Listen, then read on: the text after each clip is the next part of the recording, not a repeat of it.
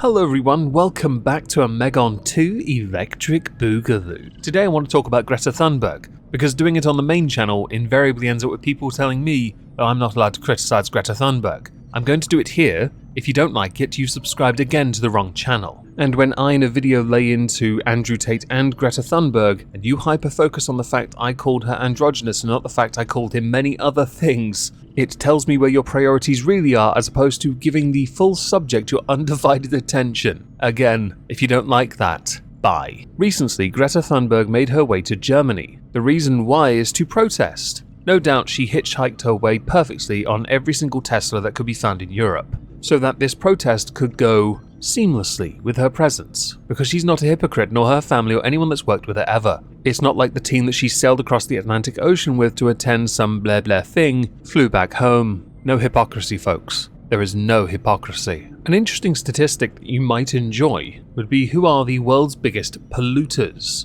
First place, obviously, China. Almost double of that, and number 2, America, or the United States, which is more than double of India, who are 3rd. Russia 4th, Japan 5th, Germany 6th. My country aren't even in the top 10, because we're not good enough, everyone. In fact, we get so many good protests from Just Stop Oil, Extinction Rebellion, and all the other bollocks groups. Yet we aren't even in the top 10. But you hear very little when it comes to protesting in a few of those countries. I wonder if it's because of some cultural differences. Very different political and cultural differences. Germany, though, are considered quite progressive, but because of the country in 4th, they are having to explore natural resources in their own lands to offset the issues that have faced Germany and many other European nations, courtesy of a tap being turned off because, again, of an involvement concerning another country called Ukraine. Politicians will only act when they have to, otherwise they don't bother. And extreme measures sometimes have to be explored because there isn't much in the way of sustainable or viable solution to them so that they can look good really quickly so many people don't suffer. This is often overlooked, with people rolling their eyes saying, yeah, but results right now, which is never how it works, and we all know it. If you don't understand the nature of politics, chances are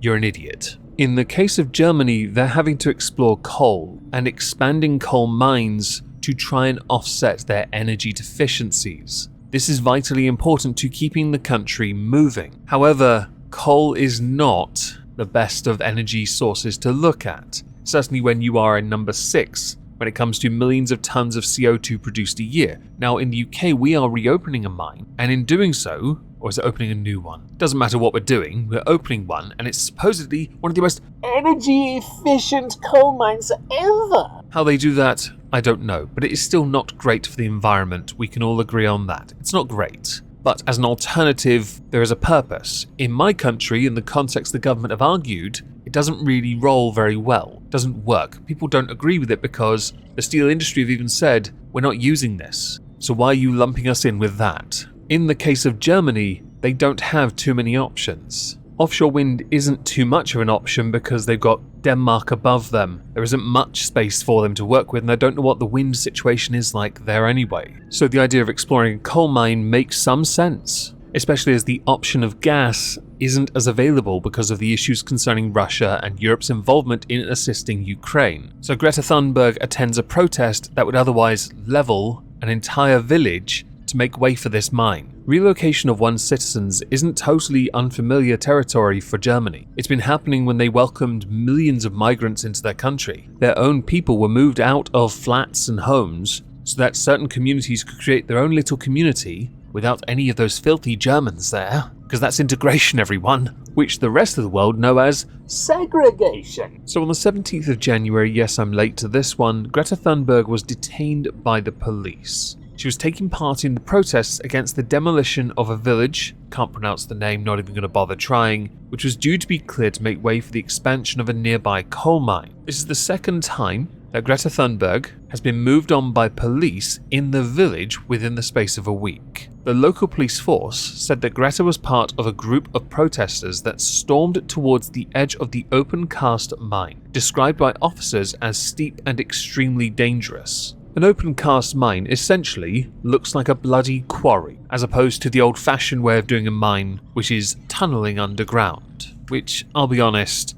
a quarry makes more sense. An open cast mine or an open pit mine is also known as a mega mine, within an open air pit sometimes known as a burrow. That is all the education you need from me for 2023. You are all welcome, smash the fucking like. The police then confirmed after she was detained that she had then been released. Her detention was quite brief. The tiny hamlet in question, the village, is owned by utility firm RWE and has been emptied ahead of its demolition to allow for the expansion. Ministers said that RWE say that lignite, is that it? A form of coal regarded by activists as the most health harming, dug up from the mine, will ensure Germany's energy security in the short term. In the context of what is going on, certain concessions need to be made because no country is ready to go all green. However, considering the current state of fear, considering the climate emergency as it is often touted, it is hard for many to be able to see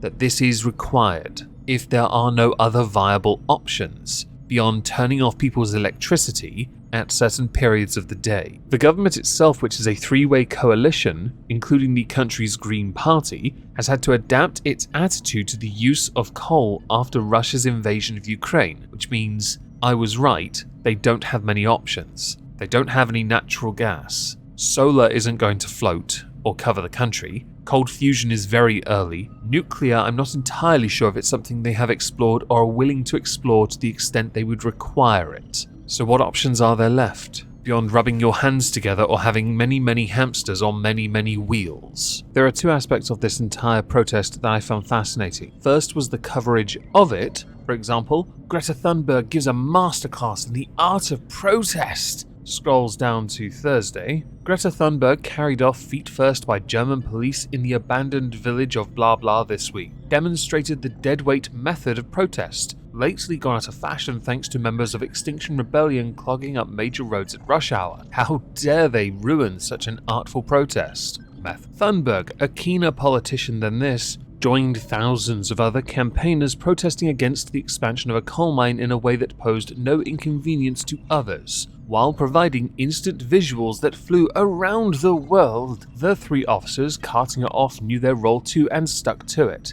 Despite the global fame of the 20-year-old human cargo in their hands, Thunberg was detained for several hours, while undergoing the same ID check as everyone else. On release, with the self-possession that, if it appears remarkable at 20, reminds one how otherworldly she was at 15, Thunberg calmly returned to the site to lead a sit-in. Otherworldly? I get the metaphor, but the issues are on this planet. Additionally, she was put on a pedestal at the age of 15 because she was heavily promoted by the right people. That doesn't make her otherworldly, nor some kind of leader. It just means she's become that avatar. Nothing more. A role model for a certain perspective. And while I can agree the optics will never look good for the German government, they're going to have to push ahead with it because they have very little choice. The other article of interest was from The Telegraph. The German police denied staging the arrest of Greta Thunberg. Now there's a reason for that, because there's a video of it. It doesn't help the situation in the slightest, because it does look incredibly staged.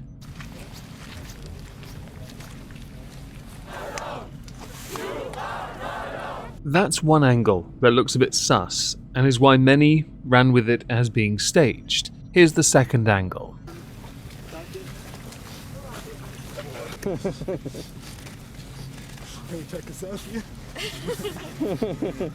Those two angles, the pausing, quite frankly unnecessary pausing so that photos could be taken, so that the right staging can be set to be carried away, is why many on different social media platforms believed this was staged. Admittedly, it was a remarkably peaceful interaction, no excessive force applied, so I can understand that. One of the more notable critics that I did see being posted clips of on Twitter was somebody I'm going to rename Irate Alex ... Jones brackets minus the irate, but he usually is irate because he takes too much brain force with added soy. The annoying thing about it is, any attention about the coal mine has been buried in favour of Greta Thunberg. There is a point when you become such a focal figure, a point where you are, no matter how tall or short, how androgynous or non-androgynous you are, if you stand out like a sore thumb, what you are protesting could well be forgotten. And in this, less people are talking about the fact that coal mine exists or is going to be expanded, and more are talking about the fact that you are some martyr for protesting peacefully, which in effect also shows how ineffective you are.